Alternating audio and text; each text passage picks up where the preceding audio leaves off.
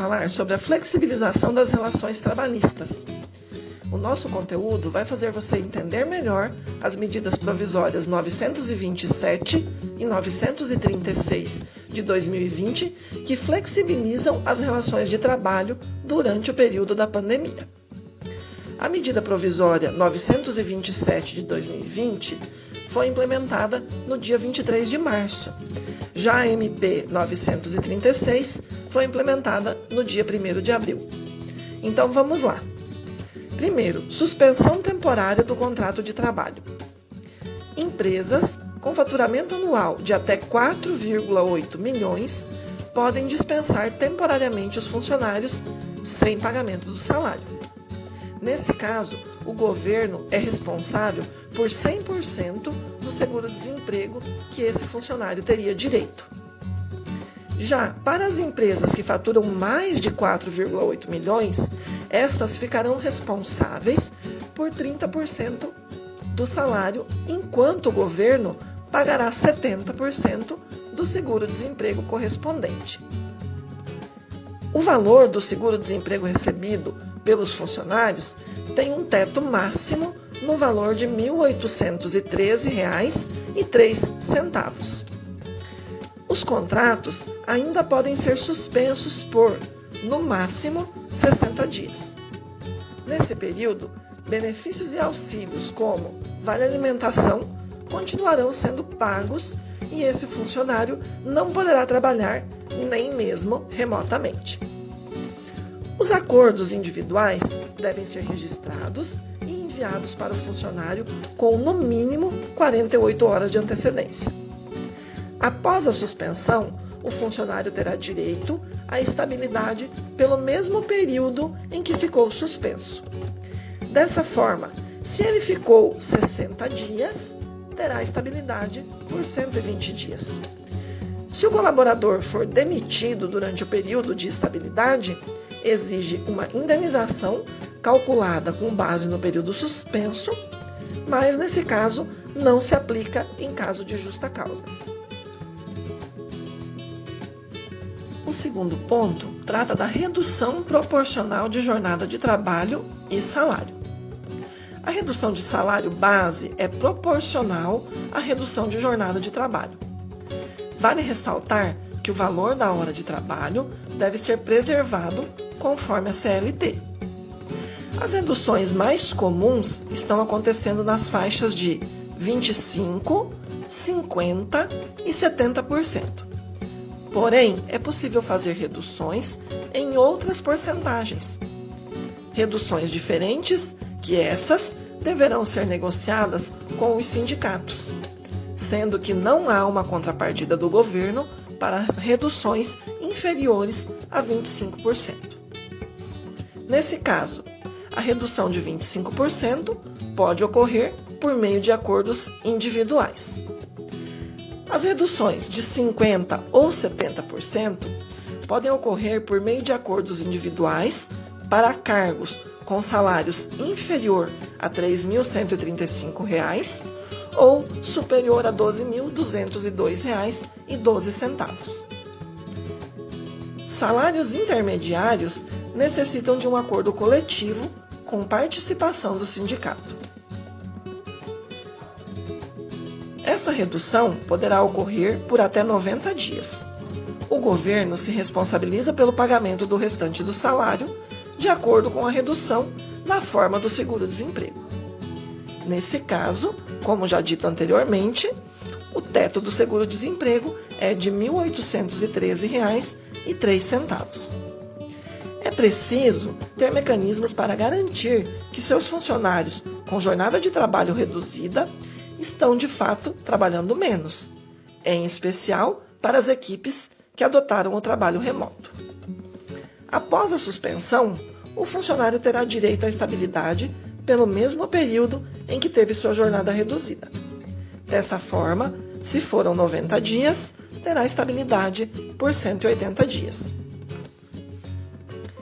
Assembleias coletivas podem ser realizadas digitalmente, com prazos reduzidos pela metade para acelerar as negociações. modalidade de trabalho home office. Não é preciso mudar o contrato de trabalho para que todo o time trabalhe remotamente. Porém, essa mudança deve ser avisada com pelo menos 48 horas de antecedência. Estagiários e aprendizes também podem seguir trabalhando de forma remota. Você tem 30 dias desde o momento da migração para assinar um termo com seus funcionários.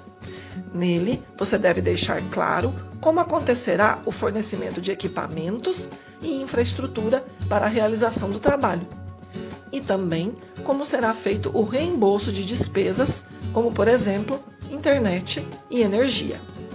Os gastos relativos a essa infraestrutura e as despesas decorrentes do trabalho não se caracterizam como salário. Você pode se comunicar por aplicativos de chat e teleconferência, como WhatsApp, Skype ou outros, sem que isso seja visto como tempo à disposição, prontidão ou sobreaviso, a não ser que tenha sido previamente definido em contrato. As pessoas do seu time que trabalham em regime de home office ficam dispensadas no controle de jornada, segundo a medida previsória. Tome cuidado com mensagens enviadas fora do horário de trabalho, a não ser que este esteja previsto no acordo de trabalho remoto. Esse é um dos principais motivos de litígio no Brasil. Outro ponto tratado pelas MPs: férias individuais. Você pode antecipar as férias de seus funcionários, avisando com pelo menos 48 horas de antecedência. O período mínimo é de 5 dias, mas você também pode antecipar as férias, mesmo para quem ainda não tenha direito a ela. A medida recomenda priorizar a concessão de férias a quem pertence aos grupos de risco. A remuneração pode ser feita até o 5º dia útil do mês seguinte, e 1/3 das férias pode ser pago até o fim do ano, junto com o 13º salário. Profissionais de saúde e das áreas consideradas essenciais podem ter suas férias e licenças não remuneradas suspensas ou adiadas. Em caso de dispensa dos funcionários, além da rescisão, é preciso pagar os valores relativos às férias. Agora, sobre as férias coletivas.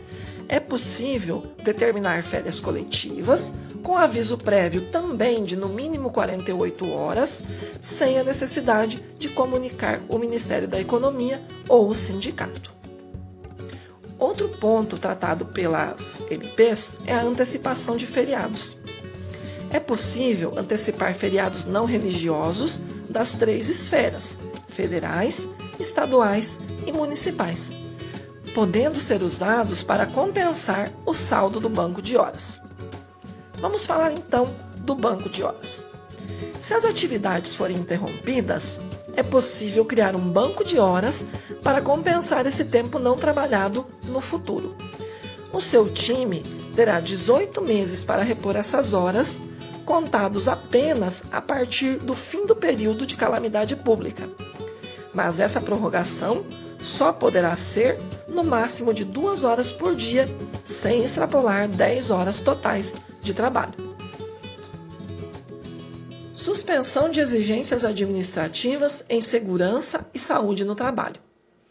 A obrigatoriedade dos exames médicos, com exceção dos demissionais, está suspensa enquanto durar o estado de calamidade.